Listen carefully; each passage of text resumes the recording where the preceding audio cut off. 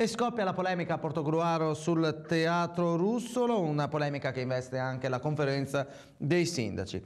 Secondo Antonio Bertoncello, sindaco di Portogruaro, la conferenza dei sindaci ha deciso di non finanziare il completamento del teatro comunale Luigi Russolo, preferendo invece intervenire per la riconversione in teatro del vecchio cinema di San Donà di Piave. Noi naturalmente cercheremo anche Igor Visentin, presidente della conferenza, per una replica su questo fatto e anche sul volantino che è apparso durante il mercato settimanale, a firma di Portogruaro che vogliamo, Città per l'Uomo, Partito Socialista, Italia dei Valori, Lista Rossoverde, Città dell'Emene e Rifondazione Comunista, Comunisti Italiani. Portogruaro, frazione di San Donà di Piave, si domandano le forze di sinistra e centrosinistra.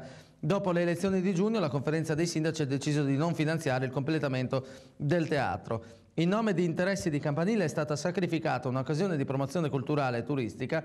Per l'intero territorio della Venezia orientale si è svilito il ruolo culturale di Portogruaro e domani si sceglierà il trasferimento del tribunale? Si cercherà di ridimensionare il nostro ospedale? Queste le domande che vengono poste, scusate, dal centro-sinistra.